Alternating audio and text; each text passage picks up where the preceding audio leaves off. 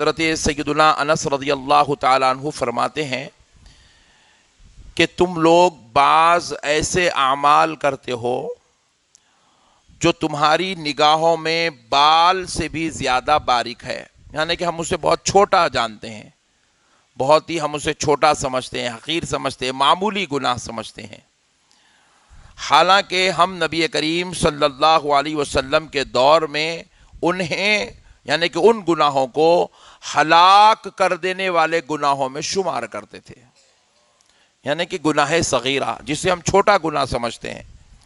بھئی یہ تو کوئی گناہ کبیرہ نہیں ہے، جیسے شراب پینا، جوا کھیلنا، ماں باپ کی نافرمانی کرنا، جان بوجھ کے نماز چھوڑ دینا، صاحب نصاب ہونے کے بعد حج نہ کرنا، یہ سب کیا ہے؟ گناہ کبیرہ ہے۔ زکوٰۃ نہ دینا، یہ گناہ کبیرہ ہے۔ تو ہم جیسا گناہ کبیرہ سے ڈرتے ہیں، گناہ کبیرہ سے تو بچنے کی پوری کوشش کرتے ہیں، لیکن گناہ صغیرہ کو معمولی جانتے ہیں۔ تو حضرت سیدنا انس رضی اللہ تعالیٰ عنہ فرماتے ہیں کہ تم لوگ بعض ایسے اعمال کرتے ہو جو تمہاری نگاہوں میں بال سے بھی زیادہ باریک ہے، یعنی کہ تم اس کو اتنا بھی موٹا، یعنی کہ اتنا بھی تم اس کو ڈینجر نہیں سمجھتے ہو، اس کو تم جو ہے اپنے لیے خوف کا سبب نہیں بناتے ہو، معمولی سمجھ کے کرتے ہو، لیکن ہم نبی کریم صلی اللہ علیہ وسلم کے دور میں انہیں ہلاک کر دینے والے اعمال میں شمار کیا کرتے تھے، یعنی کہ ان گناہوں کو بھی ہم ہلاک کر دینے والا۔ تو اس سے دو باتیں پتہ چلتی ہے، ایک تو یہ ہے کہ جو اللہ کا جتنا زیادہ محبوب ہوتا ہے اس کی نظر میں چھوٹے سے چھوٹا گناہ بھی اتنا بڑا نظر آتا ہے، چھوٹے سے چھوٹا گناہ بھی اس کو بڑے گناہ سے بھی زیادہ بڑا نظر آتا ہے، کیونکہ ان کے دل میں اللہ کا خوف ہوتا ہے، اللہ کے سامنے حاضر ہونے کا خیال ہوتا ہے، اللہ کی بارگاہ میں جواب دینے کا ان کو ایک خوف ستاتا رہتا ہے، تو باریک بال سے زیادہ باریک گناہ بھی ان کے لیے ہلاکت والا نظر آتا ہے۔ تو اس لیے انسان کو اپنے دلوں میں خدائے رب ذوالجلال کا خوف پیدا کرنا چاہیے تاکہ ہم گناہوں سے بچے رہیں، تاکہ ہم چھوٹے سے چھوٹے گناہوں سے بھی ہماری حفاظت ہو سکے۔ اب دوسری وجہ یہ ہے کہ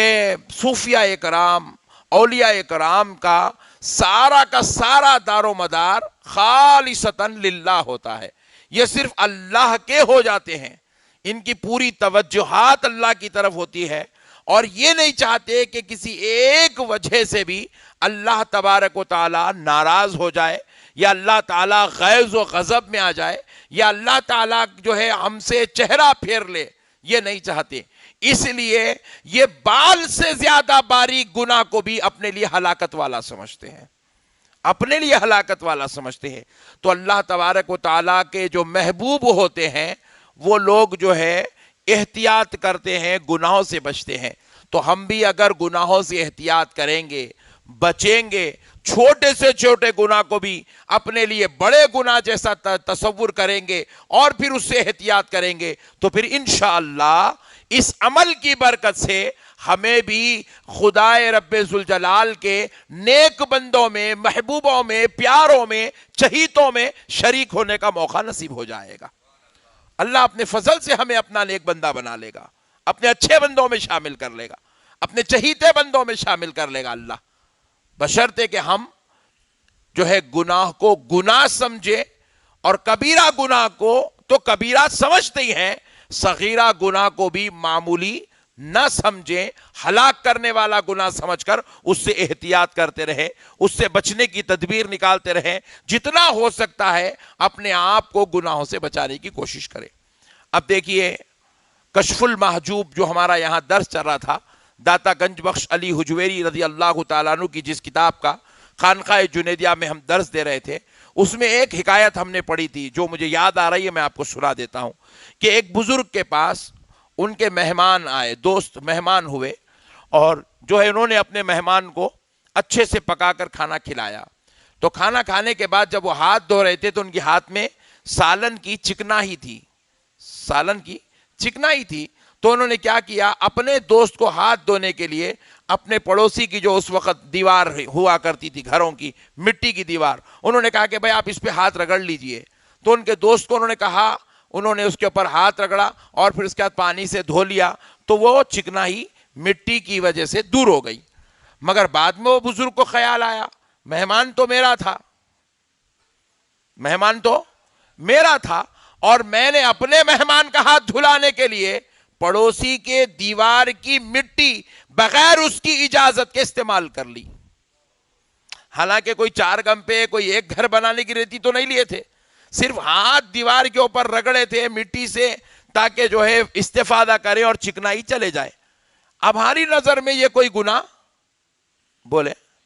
ہماری نظر میں تو یہ کوئی گناہ نہیں ہے، لیکن اب اس بزرگ کا یہ حال ہوا، انہوں نے اس عمل پر پوری زندگی اللہ کی بارگاہ میں توبہ کرتے رہے، پوری زندگی اللہ کی بارگاہ میں توبہ کرتے رہے، اللہ رب العزت سے معافی چاہتے رہے، اللہ مجھ سے یہ خطا ہو گئی کہ میں نے بغیر اجازت اپنے پڑوسی کے گھر کی دیوار کی مٹی کو استعمال کر لیا. اللہ والوں کی یہ شان ہے، یہ صوفیاء ہیں، یہ بزرگان دین ہیں. اسی لیے اللہ تعالیٰ ان کے ان مقدس اور بابرکت اعمال کی وجہ سے فرماتا ہے ہاتھ ان کے ہوتے ہیں، کام میرا ہوتا ہے. اللہ ان کے ان مبارک عمل کی برکتوں سے ان کو اتنا محبوب و مقرب، اتنا چہیتا، اتنا پیارا بنا لیتا ہے، اتنا مقرب کر لیتا، اللہ ان کو اتنا مقرب بنا لیتا ہے کہ ہاتھ ان بندوں کے ہوتے ہیں، کام خدا رب ذوالجلال کا ہوتا ہے. زبان ان بندوں کی ہوتی ہے، کلام اللہ رب العزت کا ہوتا ہے. آنکھ اور کان ان بندوں کے ہوتے ہیں، سننا اور دیکھنا اللہ رب العزت کا ہوتا ہے. حدیث پاک کے الفاظ ہیں بخاری شریف کے. تو اللہ کا خوف رکھیں اور زندگی گزارنے کے لیے ہمارا مقصد ہو رضائے الہی، اللہ کی رضا.